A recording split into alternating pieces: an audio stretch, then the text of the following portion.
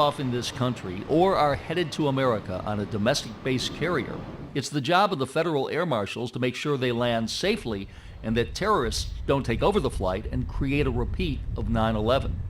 While the Transportation Security Administration, TSA, says it's working great, some in the know disagree. It's a complete failure. This is one of more than 10 Federal Air Marshals, or FAMs as they are called, that we've been talking to for the past several weeks. We've disguised their voices and faces, and while they may look and sound alike, there are several here. The Congress, the White House, and the public has been sold a bill of goods. These federal agents, whose identity we have hidden, blame the managers in the agency. They have a pre-9/11 mentality.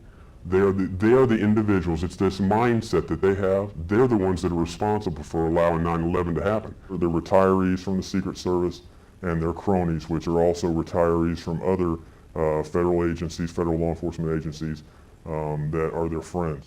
The FAMs say the double-dipping retired Secret Service managers, who make up a significant amount of management of the agency throughout the country, know nothing about air safety. They point to the fact that they didn't undergo the rigorous 2.5-month anti-terrorist training that Federal Air Marshals undergo. However, the FAMs say managers will often work an international flight to get a free flight to a choice destination.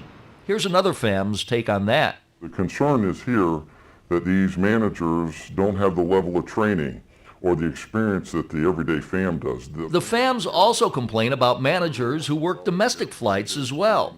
In an EEO suit against the agency, one FAM alleged the assistant special agent in charge of the Tampa office, James Zelato, was working what's called a check flight and also acting as a backup from Orlando to Atlanta when, according to the lawsuit, he was asleep.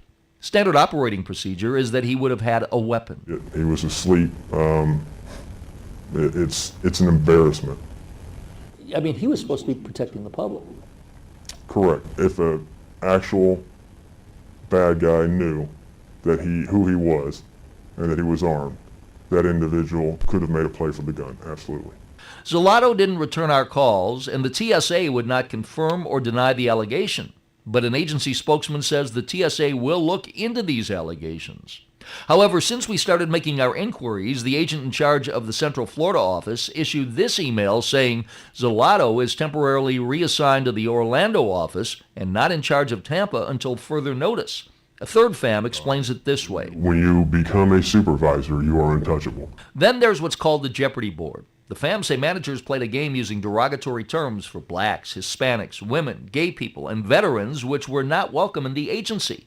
They say it shows the hostile work environment they have to endure.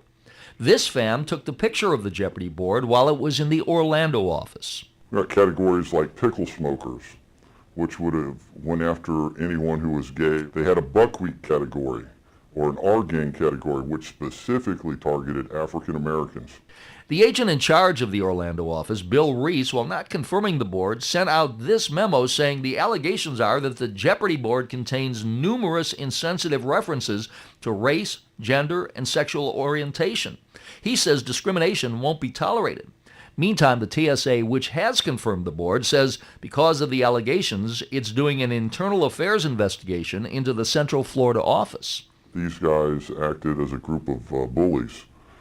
These are law enforcement officers who crossed the line, who believed that they were above the law at any cost. And while Federal Air Marshal after Federal Air Marshal after Federal Air Marshal told us about problems agency-wide about the organization, which operates under the Transportation Security Administration, these same Federal Air Marshals say that the Central Florida Division, which operates out of Orlando and here in Tampa, has a nationwide distinction.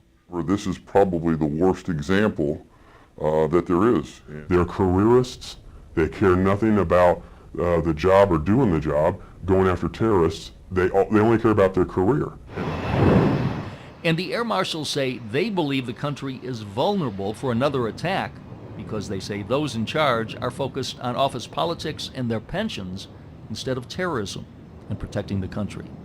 Mike Deason, 10 Connects.